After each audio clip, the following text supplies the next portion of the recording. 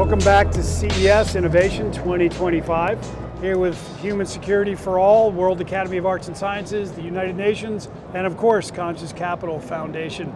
So this is a live impromptu conversation because I saw my friend Walt over here, and I knew he was having a deep, wonderful conversation. And this amazing guy, Rich, who I don't even know yet, but we're about to know, I said, let's mic up because I want to make sure we can all hear this. And Rich was just saying off mic, when we were doing this, what were you just doing a couple months ago? Oh, in my commercial AV work, I was able to put a microphone on Supreme Court Justice Stephen Breyer. And it was just like, it's cool. All I did was put a microphone on him, but we had a chance to talk, and it was a very sweet conversation. So yeah, I'm awesome. Familiar with these little things. That's so cool. Nice. So, all right, I'm going to put you on the spot. What were you guys talking about? Because I had a sense you guys were really going deep. Okay, so let's go deep. This I know, like, Walt, this much about, okay? But I'm really excited and interested about quantum computing and Willow. Here's where we were going. And the nature of the universe. That's right. And simulations. Yep. Okay. So back in 1978, I graduated from Northwestern University in Evanston, Illinois, with 2 degrees, one in physical anthropology, which is specialty in paleosteology, human bones, ancient human bones, and cosmology, historical geology. And then I met Simon Zerekny, who had a little hi-fi shop on Davis Street. And he hired me on a handshake, and he said, what do you want to do? I said, I want to learn about the people of Chicago. I want to see how they live. He says, okay, here are the keys to the truck. Go figure it out. And so in 1978, there was no custom installation business. We invented it. We made it up. There were no in-wall speakers. There wasn't any of that stuff. We made it up. So I consider myself, a very early practitioner in this gigantic industry. That was many, many years ago. But what caused me to stay in this industry was the people I was meeting. One of those people, just one of, hundreds, thousands, was Dr. Chandrasekhar. Simon said, go install a system for Dr. Chandrasekhar. I said, okay, it's down at the University of Chicago, and it's in that building we call Nobel Towers. And he won the Nobel Prize in physics.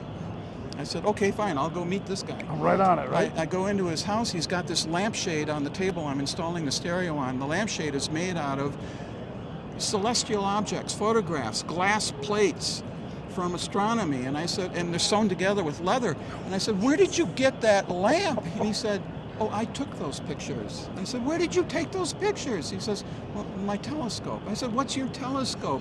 Well, it's the Yerkes Observatory in Williams Bay, Wisconsin, the world's largest refracting telescope. And I said, I know about that telescope. I grew up in Wisconsin. And that's yours? He goes, oh, yes, that's my telescope. Wow. And so I installed the system. I showed him how to listen to music. We're sitting cross-legged on the floor. He said, are you interested in astronomy? I said, oh, yes, I am. I studied cosmology. He goes, oh, fascinating. That's really good for you. And I said, and what did you do, Dr. Chandrasekhar? And he pointed to the bookshelf. It had 16 red leather-bound volumes in gold print on it, on the shelf. And he said, well, I wrote that. And I said, what is that? He said, that's the black hole. I invented it. So he wrote the mathematics of the black hole. And I'm 20, I don't know, 22, 23 years old. Yeah, I was going to ask how old. My head you must have just been like... I was blowing up. The level of synchronicities that brought you guys together, right? I mean... That's magic. What makes the work that we do, the work that Walt has been doing all these years, the work that I've been doing all these years, is we get to meet fascinating people. We're connecting dots. We're sort of like weaving together the fabric of history just by being who we are and paying attention to it. So Walt, say that one more time for everybody. Just by being who you are and paying attention to it. By being who you are and paying attention to what's happening to you, you can connect the dots that create the fabric of history. It's gorgeous. And that's what just happened to Walt and me over the past half hour or so, going back decades over our careers. Walt changed my life when I came to visit him at Listen Up in Denver to learn about his processes and procedures, and that just completely opened up my career in custom installation, and I'll be forever grateful for that. one of the things that we were talking about at a higher level is that there is a deeper, when you meet somebody like Dr. Chandrasekhar, who's got a comet named after him now, you understand. Oh, by the way, right? Yeah, you start to realize that there is a deeper level of reality that a lot of people just aren't capable or don't want to pay attention to, because I call it macromyopia. Macromyopia. We are blind. Beautiful term. Blind to the big picture. Beautiful. Okay? And it's that big picture that we have to pay attention to, because that's what gives meaning to human life on Earth. And there's nothing more important or sacred it's like than a human schizoma. life on Earth. Yeah. So let's go up there. So let's take off some of that macro myopia. Yep. And let's explore. Okay, so what's the nature of reality? Exactly. Okay. Well, the only way for us to understand the nature of reality is to get a grip on consciousness. Yes. Okay? That's who we are. That's what humans do. We're conscious beings. We're not always conscious. When we're sound asleep, we're not conscious. When we're awake and we're paying attention, we're conscious. What is that? There is no scientific explanation of that. It is a complete mystery, but it is completely real. And we all know it. So that's what fascinates me right now. What is the nature of consciousness, and how far does it go? Well, turns out it spans the universe, and there's a new thinking going on right now. Ray Kurzweil calls it panpsychism. Yes. Some people just call it Panpsychism. I'm very familiar, but explain that a little bit more to the listeners. Okay, so just keeping up on that last part, but yeah. Panpsychism is this notion that consciousness is a fundamental force of nature equivalent to gravity. Equivalent to the electromagnetism, equivalent to the weak nuclear force and the strong nuclear force. It is a fundamental character of reality of our universe, and therefore down to the quantum level, to the quarks and the little spinny things, they have a consciousness, as do single cellular organisms, and all the way up to humans and beyond humans. So the reason this is becoming a very important topic of discussion, that there's this fabric of consciousness that you can touch, you can feel, we're living in it, but you can go to a place of awe, a place of transcendence that goes beyond. Can you pierce it? Can you pierce it? Some people do, and I gave a 2-hour history lesson. It was a talk on Vimeo about the history of LSD in Palo Alto. Sure. And this was so in the the psychotropics to be able 1940s and 50s and 60s. Before LSD was illegal, minds were blowing, because when you have that experience, you realize there's something beyond the trappings of the illusions of the common human mind. So that's the part. The shamans will call it, in the indigenous wisdom ways, or the awakening, or moving from sleepwalking to a level of opening. It's been there for thousands and thousands of years. Willis Harmon in Palo Alto, California, where I live. Willis. So Willis is Willis very Harmon, special to me. Really? Oh, yes. Did you know him? I don't want to distract this. So in human form, no. Okay, I can say the same thing. He was my neighbor, but he died in the mid to late 1990s. I was already in Palo Alto at that time, but I didn't have a chance to meet him. Oh my God, do we have a story? Ooh. Okay, well, we shall. He visited me after. Didn't know who he was. He told me exactly who he was. Stayed up all night to contact him. I called out because I was in the East Coast. I had to wait an extra 3 hours. I called out at 9 a.m. and they said he had passed. And I went, oh my God.